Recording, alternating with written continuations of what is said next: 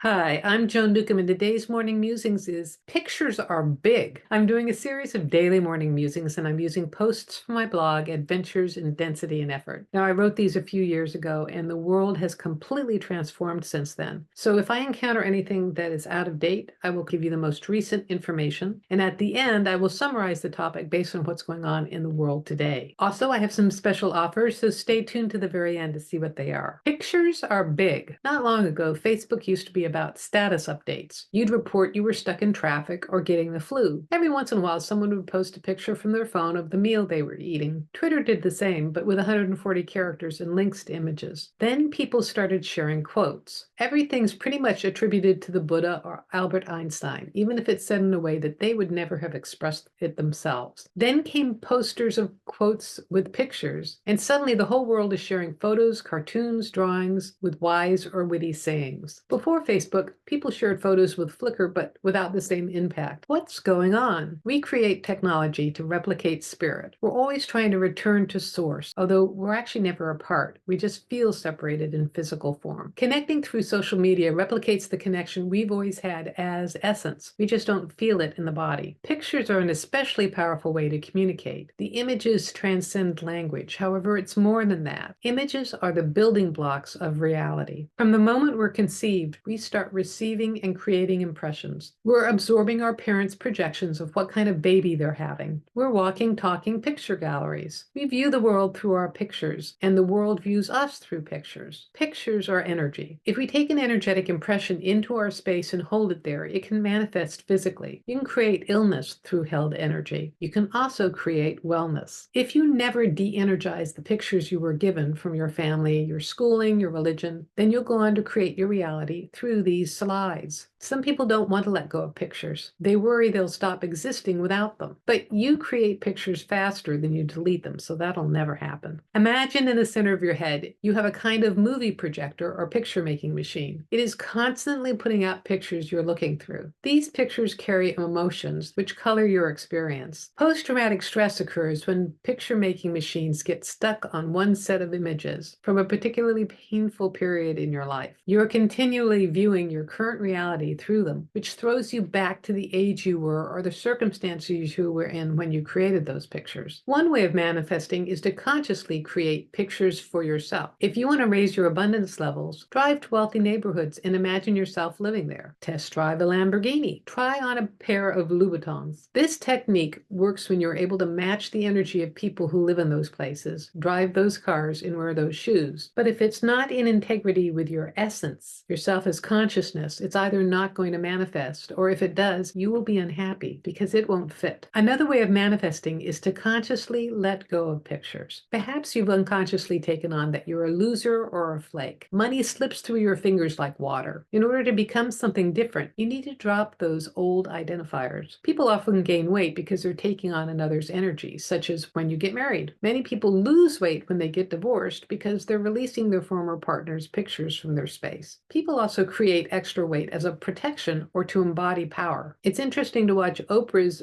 gaining and releasing weight depending on what her next project is. Pictures color your experience of reality. If you imagine something will be unpleasant, then it will. Neutralize your impression of something, and it may not be bad after all. When you realize that everything is just pictures, then nothing is good or bad. There is no loss, as consciousness always exists. Nothing dies, just our accumulation of pictures disintegrate. There are many ways to de-energize pictures. You can use emotional freedom technique or neurolinguistic programming, and you can Google those to find out more. Meditation and visualization work as well. You can simply imagine pictures disappearing or create a symbol to represent your pictures and highlight and delete them. I like deleting cookies myself. Visualize or spend time daydreaming your new reality into being. You don't have to know what your pictures are to let go of them. In fact, it works better if you don't spend time analyzing or dwelling on them. That just digs them in deeper. You don't have to spend a lot of time de-energizing pictures for changes to happen. Just a few minutes a day can create radical transformation. This week, try any or all of these ideas. Do something every day for 7 days and see what happens. And if you do that, leave me a comment below because I love to read your comments. Well, that's really what's going on in the world today, is that we have been viewing things